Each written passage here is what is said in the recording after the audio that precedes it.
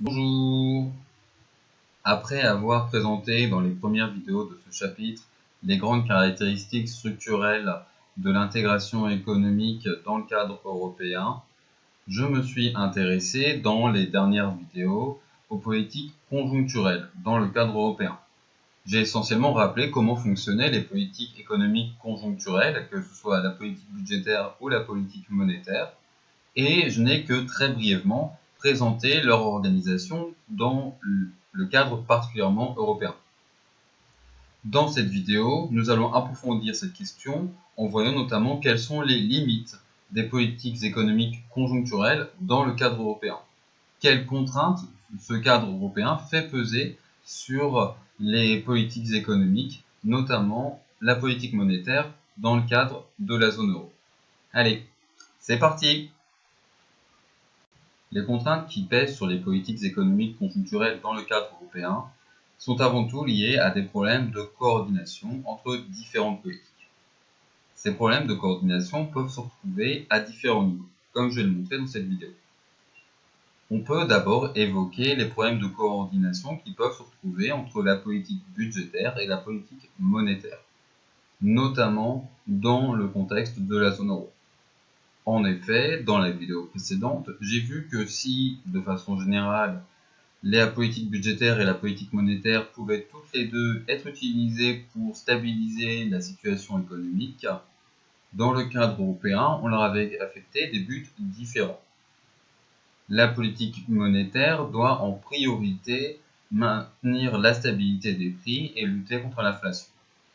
A l'inverse, la politique budgétaire s'occupe surtout de la croissance économique et de la lutte contre le chômage. Donc, ces buts différents peuvent parfois entrer en conflit. En effet, pour maintenir la stabilité des prix, la politique monétaire va se fonder sur le frein de l'activité économique, c'est-à-dire une augmentation des taux d'intérêt pour diminuer la masse monétaire en circulation et ainsi freiner l'augmentation des prix. A l'inverse, la politique budgétaire, pour entretenir la croissance économique et lutter contre le chômage, va plutôt être une politique expansive qui va donc se fonder sur soit une augmentation des dépenses publiques, soit une diminution des impôts. Autre problème que j'avais déjà commencé à indiquer dans les vidéos précédentes, dans le cadre de la zone euro, puisqu'il y a une seule monnaie, l'euro, il y a une seule politique monétaire et aussi une seule politique de change.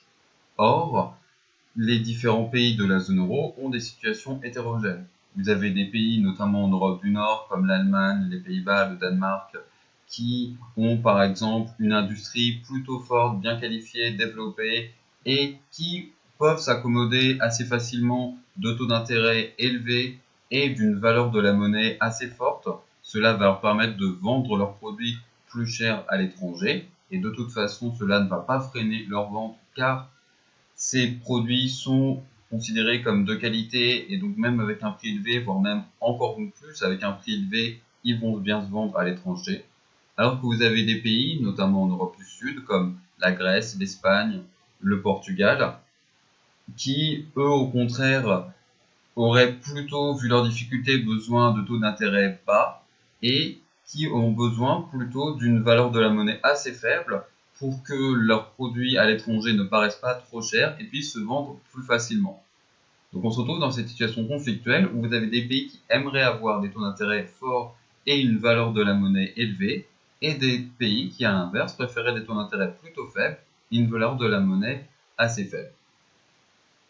Et ces problèmes apparaissent d'autant plus criants quand on est face à un choc asymétrique. Donc je le rappelle, un choc asymétrique, c'est la situation où il y a un choc économique, notamment une crise économique, qui affecte uniquement un ou plusieurs pays, mais en tout cas pas l'ensemble des pays de la zone euro, ou alors éventuellement qui affecte différemment les différents pays de la zone euro. Vous pouvez par exemple avoir des pays qui vont rebondir assez facilement suite à une crise économique et d'autres qui vont rencontrer des problèmes plus importants qui vont durer de façon plus longue. Or, vous l'aurez compris, il est particulièrement difficile de faire face à cette hétérogénéité quand on a une seule politique monétaire pour l'ensemble des pays de la zone euro.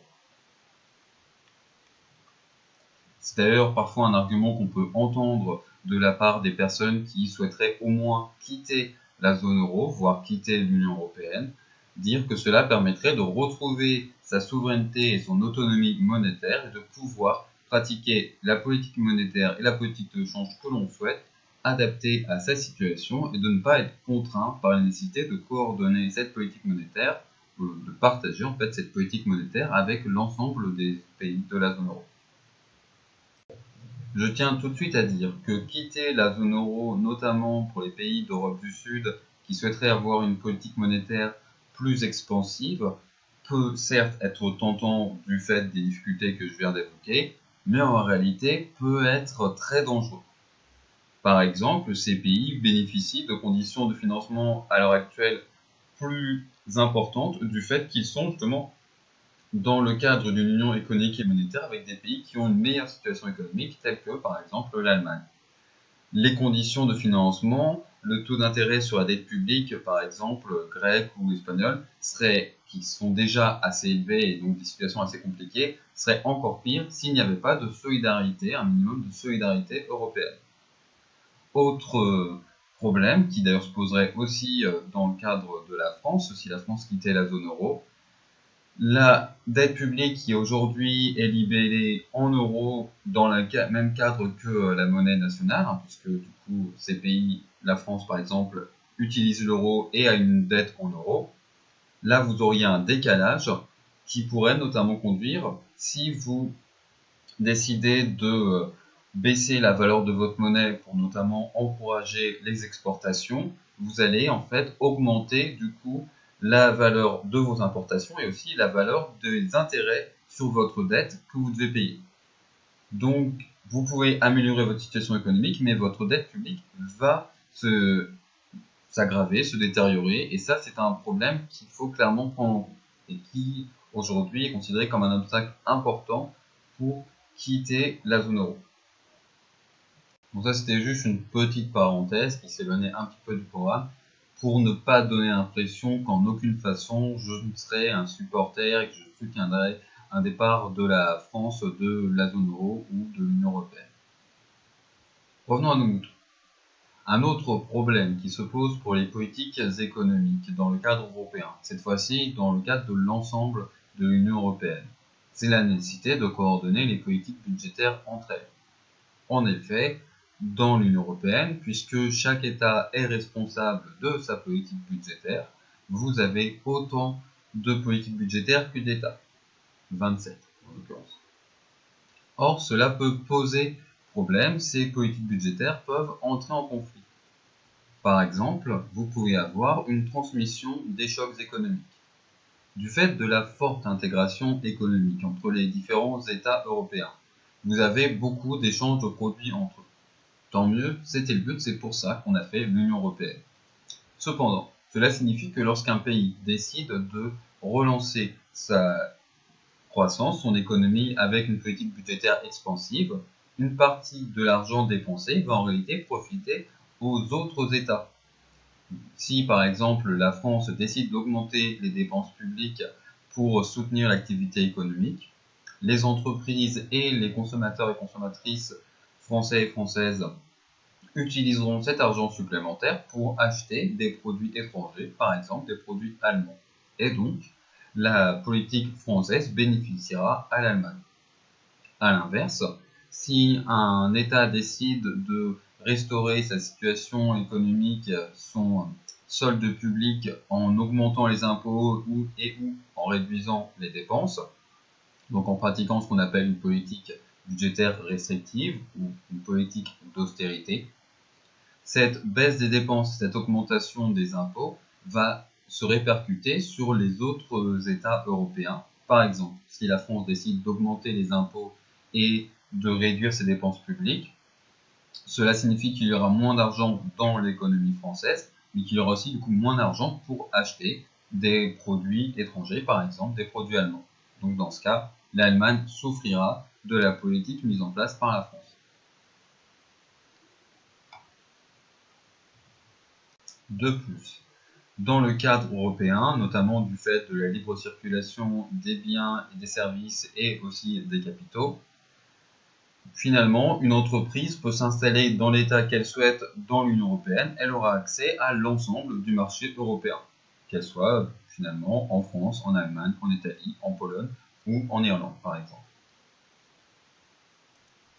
Il va donc y avoir une concurrence entre les États pour attirer les entreprises chez eux plutôt que dans un autre État européen. Or, cette concurrence peut passer par du dumping. Alors, le dumping, en gros, c'est lorsque un État pratique une politique qui est considérée comme déloyale pour attirer des entreprises chez lui, notamment lorsqu'il cherche à amoindrir les coûts de production d'une entreprise pour les attirer d'une façon qui est donc considérée comme déloyale. Alors, qu'est-ce que ça veut dire qu'il est considéré comme déloyal, précisément, concrètement? C'est difficile à définir, c'est évidemment avant tout une question politique. On pourrait néanmoins estimer que quand un État a une politique, par exemple sociale, ou une politique environnementale qui paraît plus laxiste, plus relâchée que d'autres États avec un même niveau de développement, et avec surtout un écart important, il ne s'agit pas d'être un peu plus, d'avoir une politique un peu plus souple, mais vraiment d'avoir un grand écart. Même chose aussi sur le niveau de fiscalité. Quand on voit que par rapport à des États comparables, cet État a une fiscalité qui est beaucoup plus faible, on peut considérer que c'est du dumping. Par exemple, les États peuvent dire je pratique des taux d'imposition très faibles sur les entreprises pour attirer les entreprises chez eux en disant bon bah voilà, dans mon pays vous n'aurez à payer très peu d'impôts et vous pourrez avoir accès à l'ensemble du marché européen. Donc vous êtes tout bénef, vous avez le grand marché européen et vous avez peu d'impôts que vous auriez dû payer si vous étiez dans un des autres États européens. Le problème, c'est que vous pouvez avoir du coup une espèce de course de race to the bottom, comme on dit en anglais, pour en gros à chaque fois amoindrir la fiscalité, amoindrir les conditions sociales, environnementales, les protections des consommateurs et des consommatrices, surtout en fait des travailleurs et des travailleuses et de l'environnement, pour en dire que finalement si mon concurrent baisse ses impôts, pour vous faire revenir chez moi, dans mon État, je vais baisser les impôts. Ce à quoi l'État voisin va répondre en baissant encore plus ses impôts, je vais baisser encore plus les miens, etc. Et là, dans un gros problème où l'État perd du pouvoir simplement pour attirer les entreprises. Je tiens juste à rappeler que pour éviter ces problèmes de coordination entre les différentes politiques économiques dans le cadre européen, que ce soit la politique monétaire ou les différentes politiques budgétaires, vous avez justement différents outils de coordination. Vous avez par exemple le système européen des banques centrales qui vise à coordonner la politique de la Banque centrale et de l'eurosystème pour la zone euro avec les politiques des banques centrales des autres États de l'Union européenne qui ne font pas partie de la zone euro. Et vous avez le Conseil ECOFIN et plus encore l'Eurogroupe qui permettent de coordonner les différentes politiques budgétaires des États membres de l'Union européenne et notamment de la zone euro. Ces outils de coordination cherchent simplement cependant à mettre en contact et à permettre de préparer, de coordonner les différentes politiques. Il n'y a pas de caractère à proprement parler contraignant et donc il peut y avoir malgré tout toujours du dumping ou des politiques qui vont avoir des répercussions sur les autres États, qu'elles soient positives ou négatives. Mais la coordination permettra cependant d'essayer de limiter ces conséquences négatives notamment.